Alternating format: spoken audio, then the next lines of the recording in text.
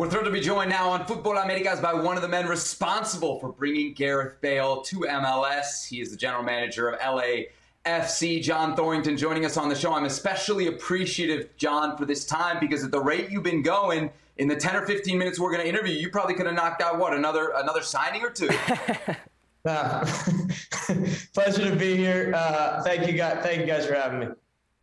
All right, so let's get into how you got this deal done. And for me specifically, I'm very interested in the beginnings. How's that initial contact? Is that LAFC knocking on Gareth Bale's door, or is it the other way around? So thankfully, Gareth's representation is a global group. And what happened almost immediately following Wales' qualification for the World Cup, which was historic, and we all know the story there, I got a message from the American representative of Stellar, Patrick McCabe, who asked if I was open to talking about Gareth Bale. And when you get a question like that, there's obviously only one answer.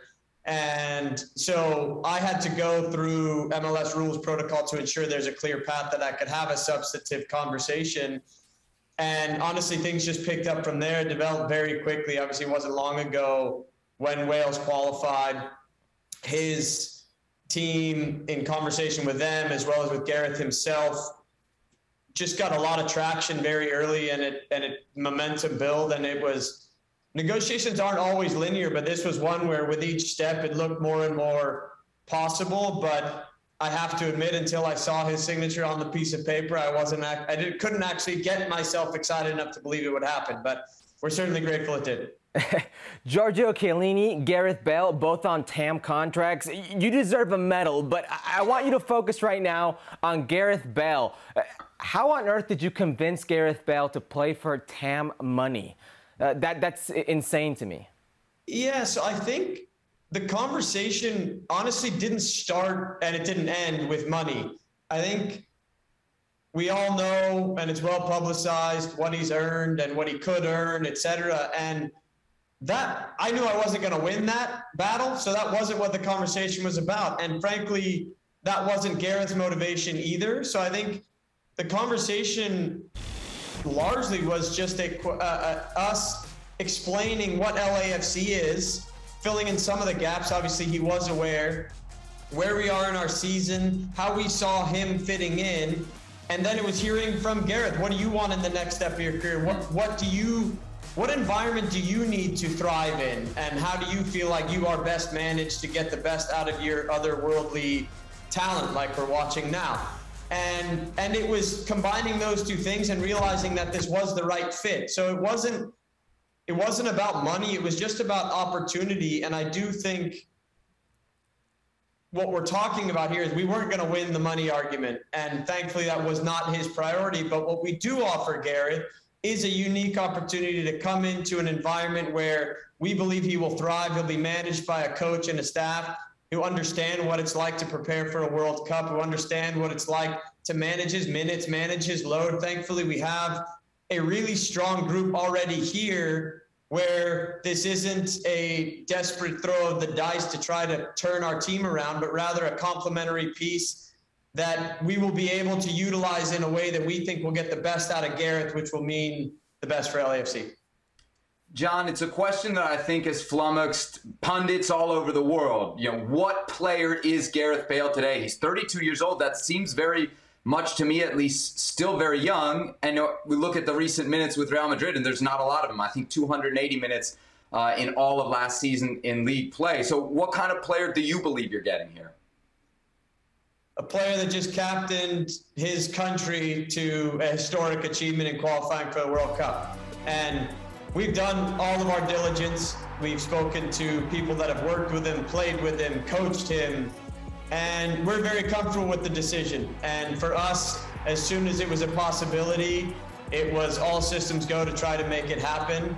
Obviously, we're aware of the minutes, we're aware of the physical, of where he's at physically and what he may need to be successful. But this guy's a thoroughbred racehorse. He's a Ferrari, whatever analogy you'd like to use, and they need certain care and management in order to thrive. And we believe we will be able to provide that for him. You talk about providing that forum. There are naysayers out there, pundits, fans who have seen him maybe the last year in his club situation would say that he's not motivated. When you're making this decision process, does the motivational part come into it? And how do you feel about Gareth Bale being motivated in Major League Soccer? So, Herc, I think we've had conversations we always ask why. So we're not just about collecting players with names and winning press conferences, and critical to that is why LAFC? Why is this guy making this choice? And we connected directly with the player in a genuine way. And I think what I really loved about the process is everybody turned their cards over. And we basically said, this is LAFC. And Gareth said, well, this is what I need. And we found that match. I obviously do not question his motivation. Otherwise, we wouldn't make this decision. Neither does our coach, our ownership, all of whom spoke with Gareth. We have a high level of comfort that in conversation, it was very clear he is very motivated. And frankly, naysayers say what they will. You do not do what this guy has done in the game without being a competitor. You don't do what he's done a few weeks ago in taking a country that has had a lot of really good footballers in its time to a World Cup for the first time in however many decades. So for us, we have a high level of comfort that Gareth will come here. We'll put him in a position to thrive. He'll be extremely motivated to prepare for the World Cup. And the other thing is, this wasn't just a 6-month conversation. It was clear from the beginning that this is the next step of his career, not just preparing for a World Cup. John, you talk about not collecting pieces. So let's talk about the fit then, the on-field fit. How does Gareth Bale fit into this LAFC team? And specifically, how does an attack look with both Gareth Bale and Carlos Vela?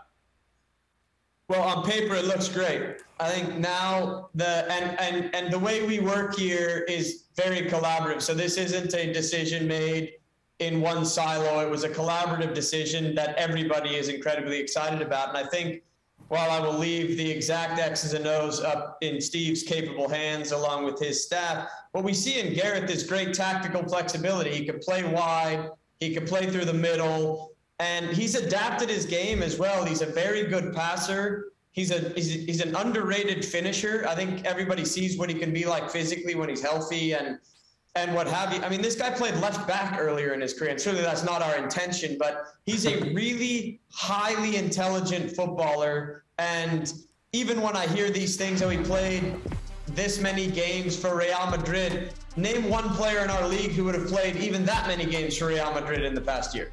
Yeah, I think that's fair. You know, you spoke about Carlos Vela just recently about how he's the face of the franchise. He's the most important player in Major League Soccer. You said he's the best player when physically fit. I happen to agree with that. He is the best player when physically fit. It's just the last couple of years, he's not shown the ability to stay fit or the production. Talk to me about the decision-making, the process behind extending him another year with LAFC.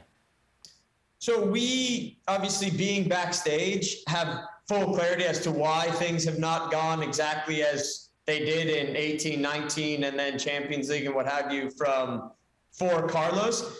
I would push back a little bit by saying he's not been productive this year. And again, yesterday he was instrumental in our first goal. So we think with Carlos, he had some injuries, but we think we're past that. And I know what Carlos is like in the locker room every day and the type of players he thrives or type of environment he thrives in, the type of players he enjoys playing with. And I think he and Bale will form an incredible partnership. They're both incredibly intelligent. They're tactically aware. They're flexible in how they can play. And so we think Gareth is a massive piece of what we're planning to do, but it's a complementary one to what we already have. And obviously Carlos is a cornerstone of what we've built thus far.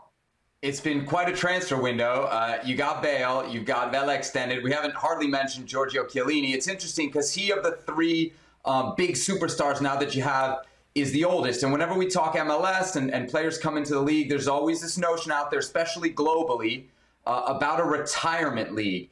How do you feel about that image, and how do you feel these signings play into that, if they do at all?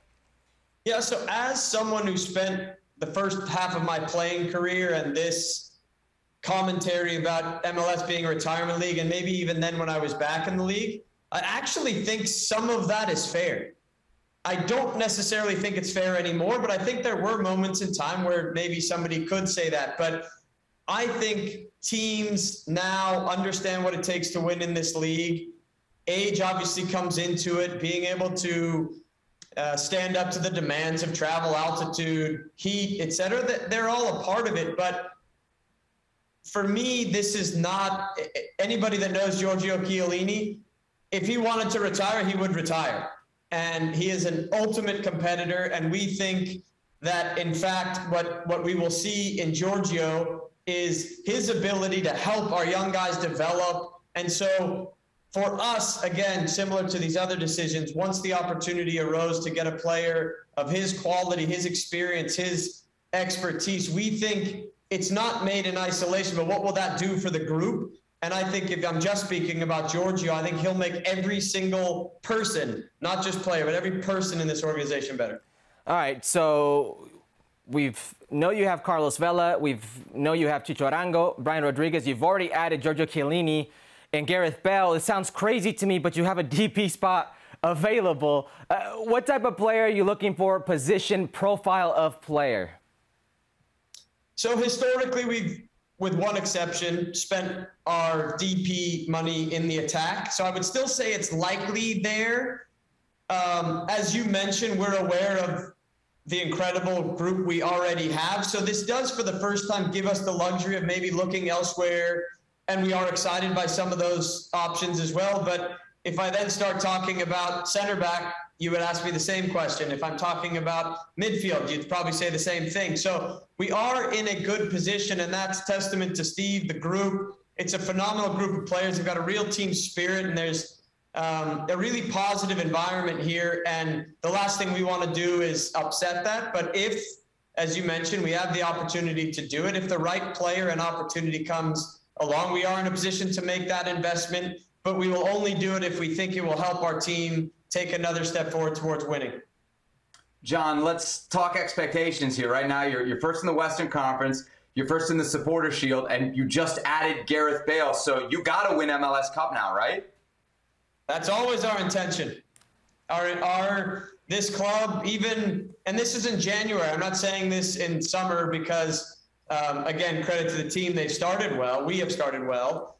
That's always our ambition, is to win here. And we came off a disappointing season results-wise last year. I think the year before we had Champions League and a good run there, but in the league did not perform exactly as we wanted. But we are aware of that. I think our task coming out of those 2 years is to learn and apply those learnings as to what we needed. And I think the new additions in January have really helped. I speak very highly of the new players and how they came into the group. And that's the plan again, is we have the ability and managed our budget and our roster in a way that we have the ability to add now. But now we're just adding these building blocks. And I think we have a really strong foundation as to how we've set our year up. And yes, our intention absolutely is to win MLS Cup. So Seb's going regional here. He's going MLS Cup. I'd like to go further. The Seattle Sounders just lifted a CONCACAF Champions League. You guys came very close, losing to Tigres, an amazing run, eliminating 3 other Liga MX teams. That's got to be the goal for you guys now. I mean, you want to see Giorgio Chiellini, you want to see Gareth Bale in the CONCACAF Champions League, right? Absolutely. So I'm glad you asked the question, Herc, is that we definitely want to be a part of the global conversation, but we have to win Champions League first. We did come close, and I don't want to take anything away from that achievement, but we finished second. We didn't win it, and that still pains us in this organization. Anybody that was there that night against Tigres, it's like PTSD every time it comes up. So we want to put that right, and in order to get there, we need to win this year, and so that is absolutely the first step to achieving that longer-term aim. All right, John, we've taken up a lot of your time already. I know it's very, very busy, so go finish up those calls you got to make and maybe a few more transfers before the window shuts. Thanks again. All right, thanks, guys. Pleasure to be with you.